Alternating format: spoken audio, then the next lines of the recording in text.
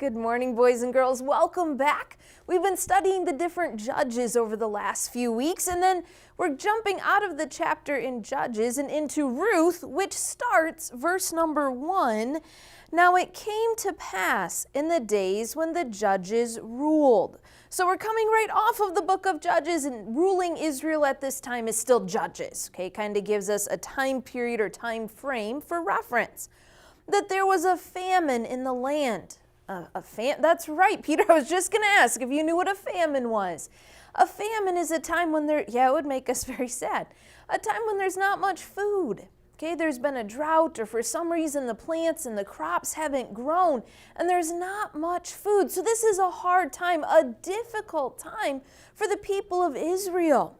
Verse 1 goes on to say, "And a certain man of Bethlehem, Judah, went to sojourn in the country of Moab, he and his wife and his 2 sons." So they live in Israel, they're in Bethlehem, Judah, and they're like, we're hungry, we're starving, but we know in the land of Moab that there's food. We can find food in Moab. So they pack up all the stuff that they have. They make the trek. They make the journey. They didn't have moving vans like we do, boys and girls. Would have been a lot of on-foot travel to try to get there. Well, they get to Moab where there is lots of food for them. There's plenty of food there. Well, they're living there. You've got, I almost said Moab. Moab's the name of the country, boys and girls, not the name of a person. You've got Elimelech, that's a tough name at the moment, Elimelech, and you've got Naomi. With their 2 sons, the Bible tells us that their 2 sons' names are Mahlon and Chilion. Well, they're living there in the land, and they're Chilion, it's a funny name. So they're living there in the land, and the Bible goes on to tell us that something sad happens. We're not very far into the book of Ruth. Verse number 3, it says, "And Elimelech, Naomi's husband, died, and she was left with her 2 sons. So now she's in a strange land, a strange country, and her husband's died, and she's got these 2 boys. Well, what's she going to do now? The Bible tells us that they continue to live there, and they don't go back yet. They continue to live there in the land of Moab, and her 2 sons grow up, and they marry 2 women of the Moabites, or Moabite women. They marry Orpah, and they marry Ruth. One marries each one. So they're there, and okay, so you think it's going to get better, right? There's more family, but they live there 10 years. Things are going well for those 10 years. And then in verse number 5, not very far into the book of Ruth, "And Mahlon and Chilion died also, both of them, and the woman was left of her 2 sons and her husband." So in the first 5 verses of the book of Ruth, we've got a famine in Israel, so not good times. They've had to move to Moab, this family. Her husband dies, Naomi's husband dies, and then her 2 sons die. This poor lady has experienced a lot of grief, just 5 verses in to the book of Ruth. But this is the book of Ruth. This isn't the book of Naomi. Well, verse number 6 says, "Then she arose with her daughters-in-law, and she might return from the country of Moab, for she had heard in the country of Moab how that the Lord had visited his people in giving them bread." So Naomi hears, hey, it's good back home. The famine's over. They've got bread. They can eat. Let's go back. So she starts on this journey, and she's thinking, wait a minute. I know what it's like to be alone in a foreign country without your family. And she's thinking, and she turns to Orpah. Not very good. She turns to Orpah, and she turns to Ruth, and she's like, go home. Go back to your family. Go back to the gods that you've served. It's better for you.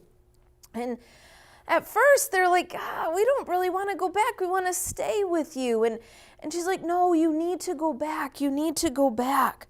And so Orpah decides she's going to go back, and Ruth's like, no, we should stay. I should stay. I should go with you. And Naomi explained, she's like, it's kind of different in our culture, boys and girls, but in their culture, if these 2 ladies had married these 2 brothers, if there were a 3rd brother, they should marry that brother. Being carry on the name, the family name, different in our culture. But if your husband died, you're supposed to marry the next son or the next brother. Well, Naomi says, girls, I don't have another son. I don't have someone else to give you. And even if I were to marry someone else and then have another child, you're going to wait until they grow up to marry them. And she's basically saying, this isn't wise for you. It would be better for you to go back home. Well, Orpah does turn around and go back home, but Ruth makes a statement in verse number 16.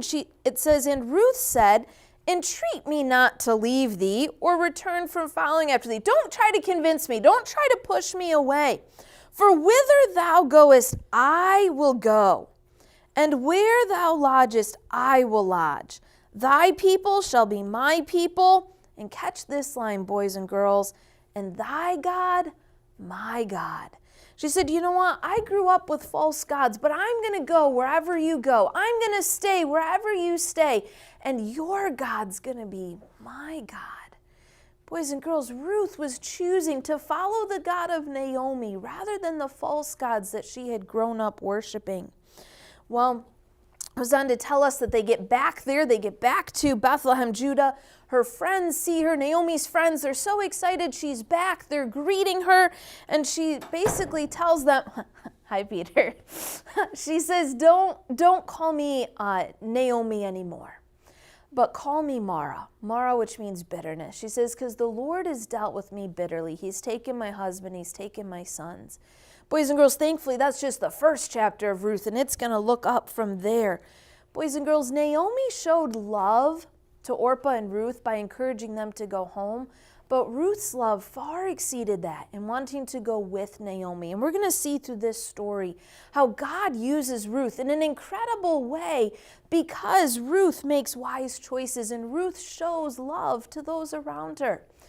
Now, it's the month of February, so when we say love, we tend to think of the mushy-gushy love, whatever. Okay, but the Bible talks all about love, boys and girls, having Christian love for one another. 1 Corinthians 13 is all about what love looks like, and it's not what we often picture as love. But boys and girls, Ruth had a selfless love. She put Naomi first before herself. She treated Naomi better than herself. Boys and girls, who this week do you need to treat better? Who do you need to show love to?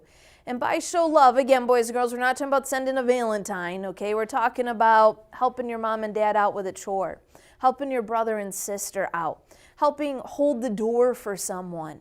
What is it that you can do to serve those around you? Are you looking to serve, or is life all about you?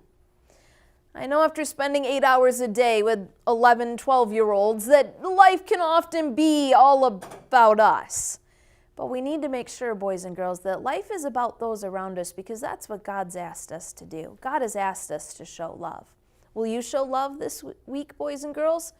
Come back next week and find out as we start with Ruth chapter 2, what's going to happen to Ruth in this foreign land following a God that she knows nothing about. What's going to happen? See you next week.